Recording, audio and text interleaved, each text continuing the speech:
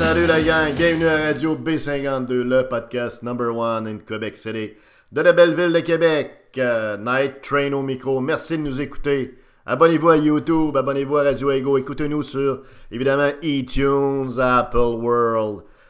On passe ça, un petit mot sur la radio de Québec, qui, comme vous le savez, est une radio actuellement un petit peu sous la loupe, là, avec un paquet d'affaires qui se passent dans l'actualité, désolante. Mais on veut aborder un sujet qui est sous un angle différent un petit peu. Je ne sais pas si vous le saviez, mais les radios de Québec, les principaux postes de radio parlés à Québec, les 3, 4, 5 premiers là, qui se partagent un petit peu là, le même petit morceau de viande, là, appartiennent toutes à des compagnies de Montréal. Les radios de Québec appartiennent à des propriétaires et à des radios de Montréal. Donc, les radios de Québec sont dirigées à partir de Montréal. OK? Donc, les principaux postes de radio, là, FM 93, le poste Énergie, dont je ne connais pas les nombres, là, etc. Les principaux, dirigés de Montréal. Les décisions se prennent là. Ici, à Québec,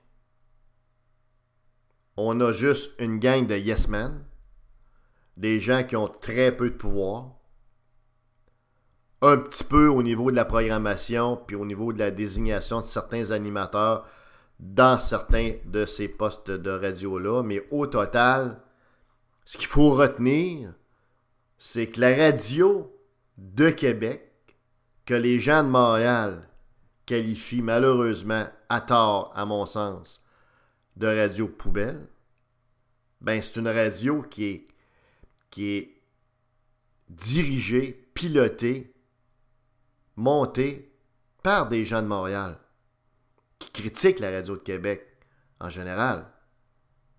Hein? Parce que les radios de Québec et de Montréal, on l'a déjà dit, sont complètement différentes. Alors, on est vraiment dans une situation où les radios de Québec sont globalement, sauf les radios marginales un peu plus, là, sont globalement soumises, esclaves de dirigeants montréalais qui ont des postes de radio, évidemment, très souvent à Montréal, d'autres antennes. OK? Alors, on comprendra qu'on n'est pas dans une situation trop idéale, là. Et autant à Québec qu'à Montréal, on se retrouve dans une situation passablement étrange et certainement pas avantageuse. Il est bien évident que des dirigeants et des propriétaires de Québec, qui seraient propriétaires des radios de Québec, serait préférable. Parce qu'à ce moment-là, on ne téléguide pas des patentes avec les visions, les opinions, puis je dirais les biais, puis toute la culture, puis les patentes de Montréal, qui sont très différentes de Québec. Bon.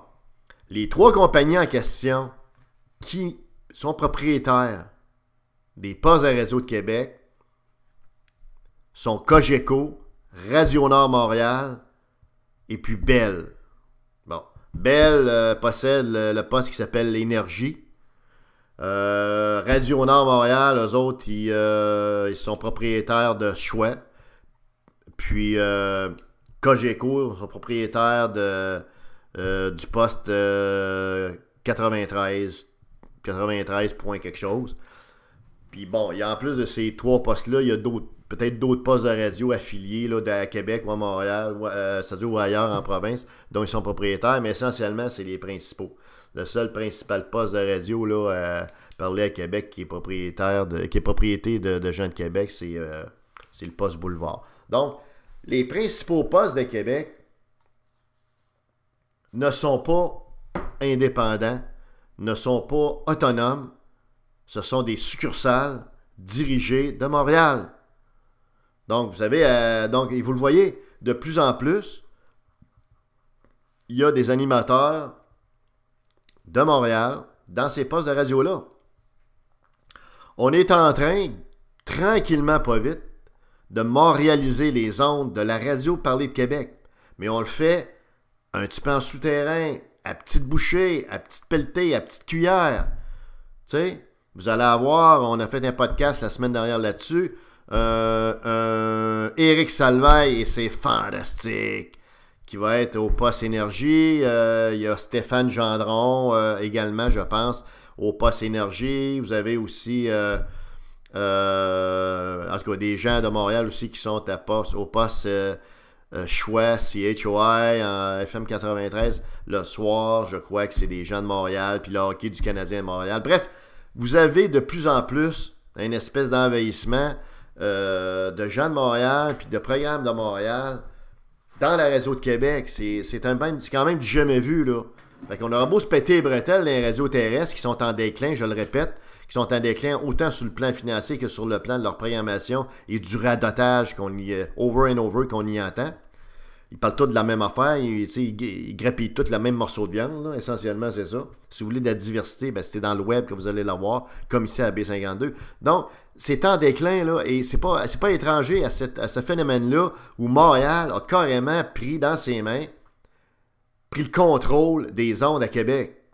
Ça paraît pas trop parce qu'il y a encore quelques bonhommes qui sont là, qui sauvent la mise un peu dans le sens où ils sont pas ils ont pas le format Montréal, là, le format à cacane qui rit tout seul, comprends-tu, de Montréal. Bon, tu sais, ils sont pas là-dedans. Donc, ça sauve la mise pour l'instant, mais je veux dire, la radio de Québec est en train de ratatiner sous la direction de gens de Montréal. Et je l'ai souvent dit, les gens de Montréal, qu'on le veuille ou non, même s'ils se pensent bien smart, ils sont pas de Québec, ils n'ont pas la culture, ils n'ont pas la vibes de Québec, ils n'ont pas la connaissance de Québec, ils ne seront pas portés nécessairement à prendre des décisions qui vont toujours prendre en considération la crowd particulière à Québec, puis la façon de faire de la radio à Québec. C'est encore pas si pire, ça paraît pas trop, mais on voit qu'il y a un glissement lent, mais continu et certain de la radio de Québec qui est en train de s'en aller vers des formats qui vont correspondre davantage aux dirigeants des postes de la radio de Québec qui, eux, sont montréalais.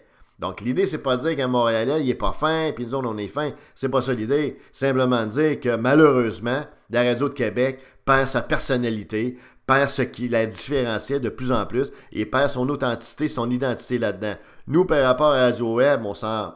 Tu sais, mais bon, c'est tes compétiteurs d'une certaine façon, mais en quelque part, ce sont les auditeurs de Québec qui vont payer pour.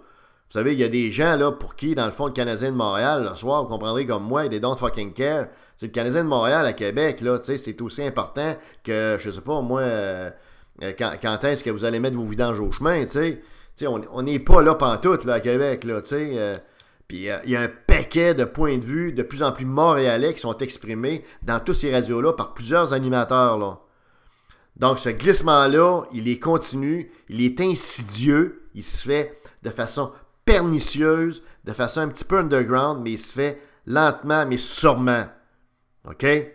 Alors, à moins qu'il y ait des changements de propriétaires, des ventes, des takeovers ou quoi que ce soit, le déclin va se poursuivre sous une direction montréalaise qui n'a absolument aucune sensibilité, aucune connaissance et aucunement les compétences pour diriger des affaires au niveau radiophonique à Québec. Ça, c'est évident.